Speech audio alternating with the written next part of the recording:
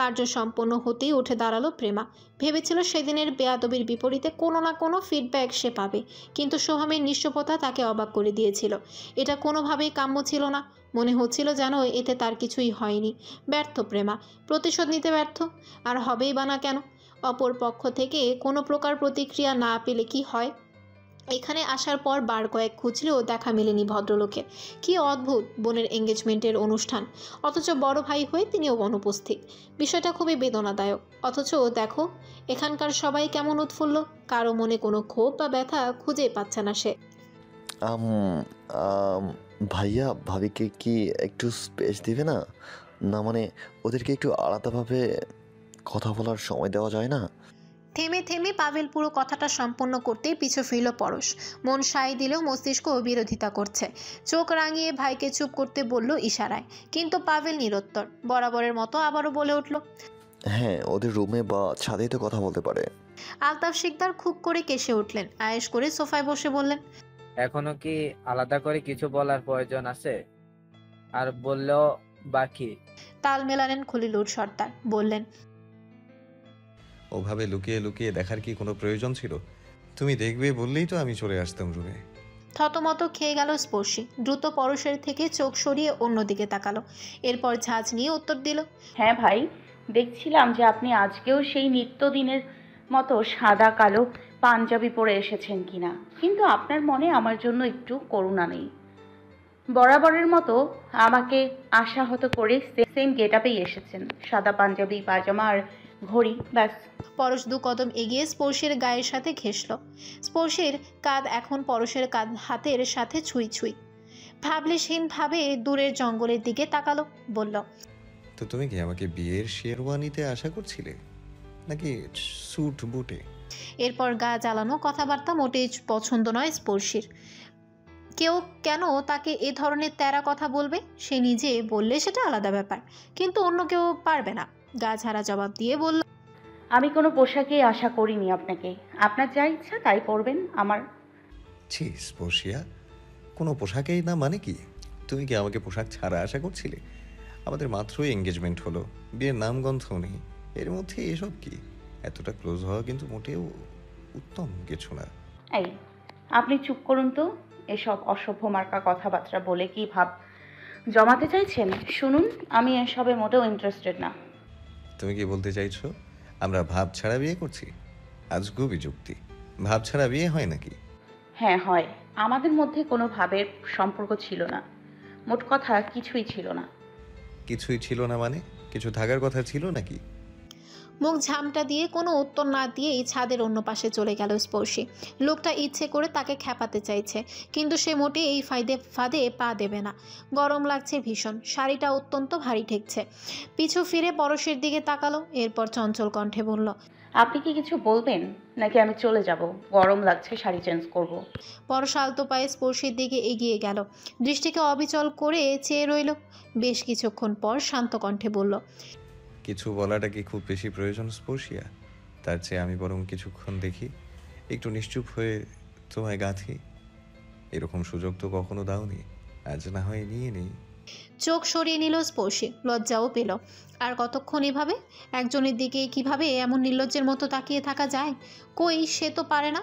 তাকানোর সাথে সাথেই শরীর অচল হয়ে আসে, শ্বাসরোধ হয়, বক্ষ থমকে যায়। আপনার এই পাঞ্জাবিটা খুব সুন্দর, এটাকে আর পরবেন না, রেখে দেবেন সযত্নে। চমকে স্পর্শের দিকে তাকালো পরশ। ভ্রুখানি কিঞ্চিত কুঁচকে তাকিয়ে প্রশ্ন ছুড়ে দিল। বলল, কেন? সুন্দর পোশাক না পরে তুলে রাখবো কেন? না, পরবেন না, কারণ আমি বারণ করেছি। খেপে গিয়েও নিজেকে সামনে নিল স্পর্শী। এরপর পাঞ্জাবির বুকের দিকে একটা বোতাম আঙ্গুলে দিয়ে ধরল। বোতামটাকে ছাড়িয়ে আঙ্গুলটাকে বুকের বাম পাশে বরাবর স্থান নিল। কিঞ্চিত জায়গা দখল করে ঘুরিয়ে ঘুরিয়ে বলল, কারণ এটা পরলে আপনাকে বেশি সুন্দর লাগে, অন্য কারোর নজর লেগে যাবে যে কোনো সময়। আর স্পর্শিয়া সর্দার নিজের জিনিস কিঞ্চিত পরিমাণও অন্যকে দিতে শেখেনি, বুঝলেন? শ্বাস যেন আটকে গেছে পরশের। বুকের বাম পাশটায় অসাড় হয়ে গেছে। হৃৎপিণ্ড দুর্দান্ত গতিতে ধ্বনিত হচ্ছে। নিঃশব্দ প্রত্যাশাগুলো প্রতিক্ষণে সচল হচ্ছে মনের মধ্যে, কিন্তু মস্তিষ্ক আর বিরোধিতা করছে। দ্রুত সরে গেল কয়েক কদম পিছিয়ে। এরপর সিঁড়ির দিকে যেতে যেতে বলল, তুমি বড্ড জ্বালাচ্ছ স্পর্শিয়া, এগুলো সময় মতো ফেরত পাবে। নিচে আসো, অনেকটা সময় পেরিয়েছে। এটা ভাবির রুম, ভীষণ সুন্দর। আরশি হাসলো, প্রেমার হাত ধরে ভেতরে আসলো। সে পুরো বাড়ি ঘুরিয়ে দেখাচ্ছে ননদকে। বোনের রুম ঘোরা শেষ হতে সেখান থেকে বেরিয়ে এলো। সিঁড়ির বাঁ পাশের রুমটা দেখতেই প্রেমা সেদিকে এগিয়ে গেল।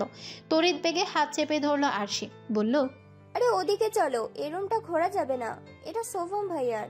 অবাক হলো প্রেমা, বলল, কেন, উনি কি পরশ ভাইয়ের মতো রাগ করেন রুমে গেলে?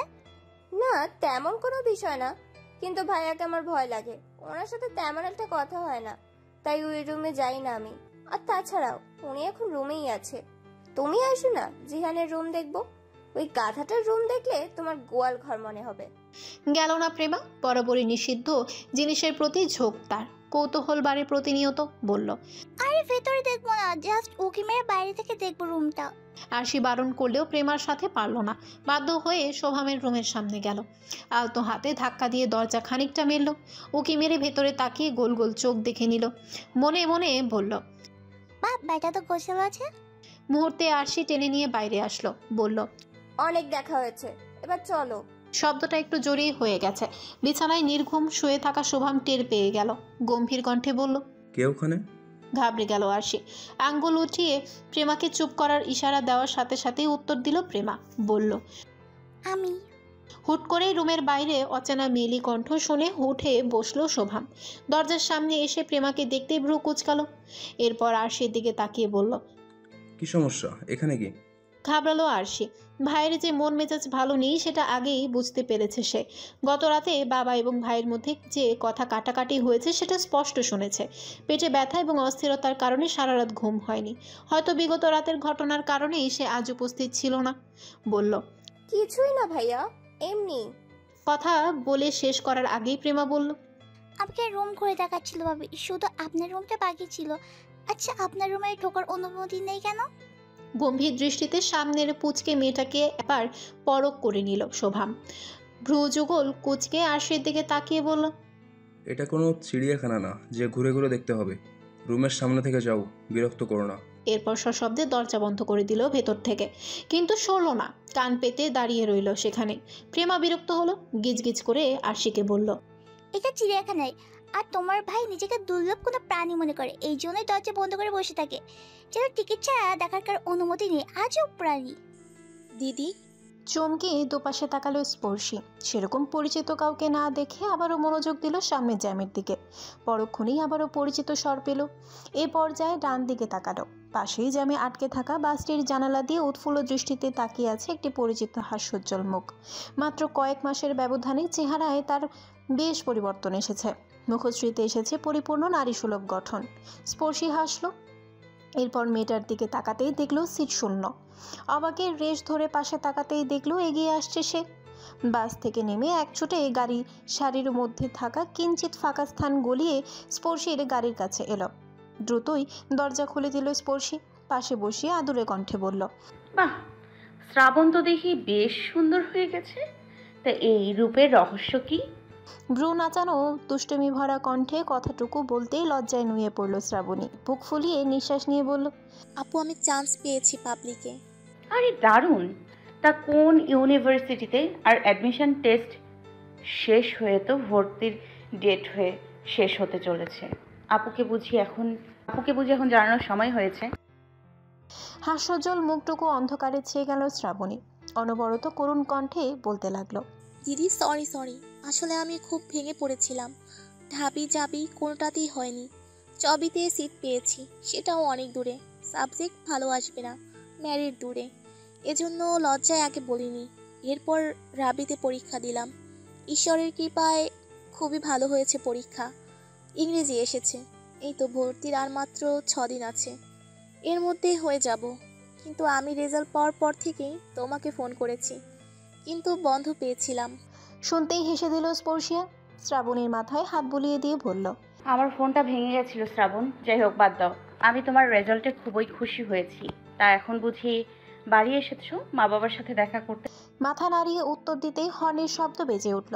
স্থির হয়ে থাকা গাড়িগুলো ধীরে ধীরে গতি বাড়াচ্ছে। শ্রাবণী তড়িঘড়ি করে গাড়ি থেকে নেমে গেল।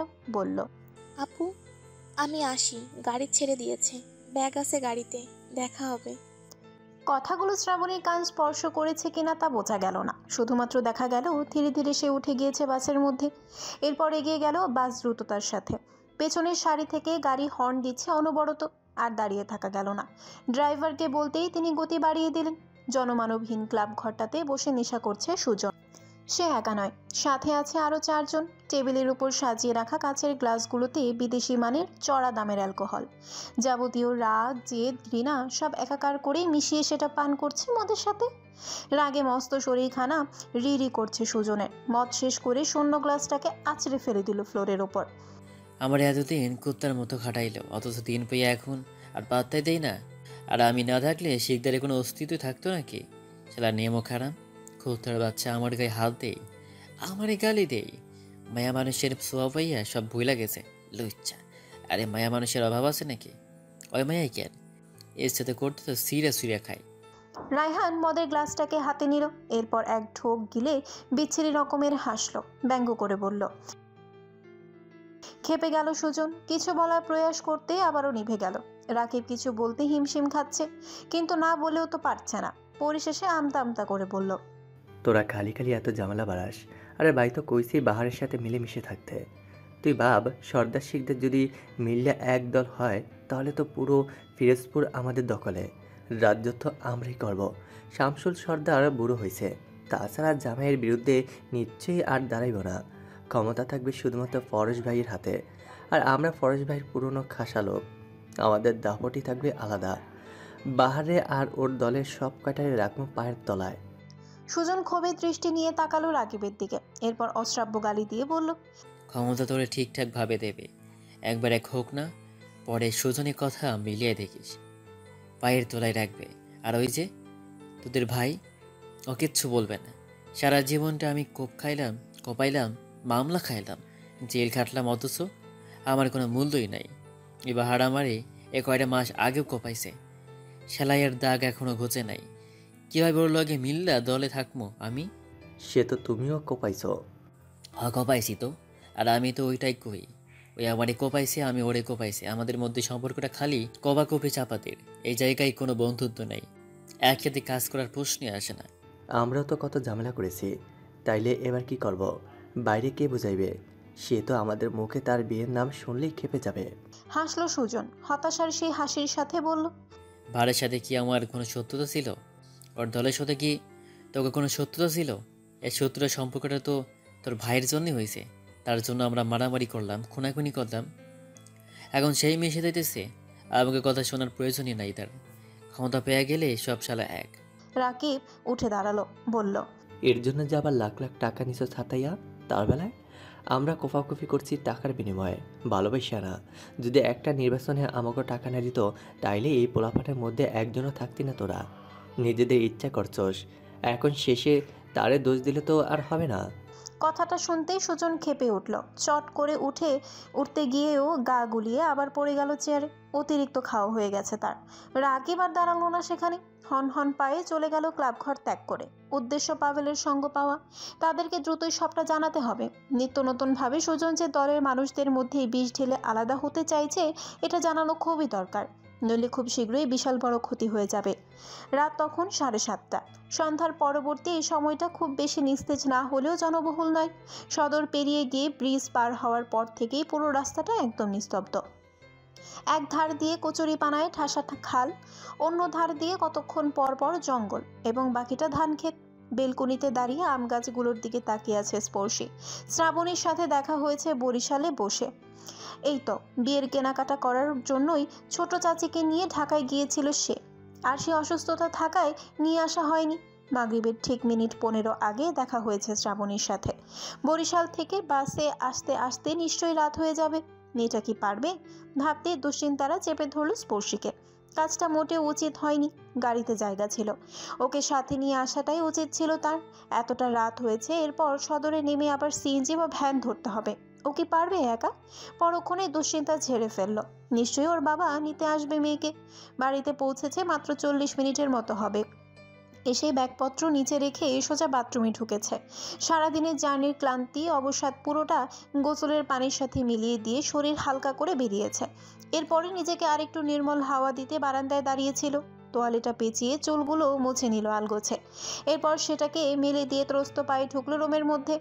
খাটের উপর বসে ফোনটাকে হাতে নিতেই হেসে ঠোঁটে হাসি ফুটল।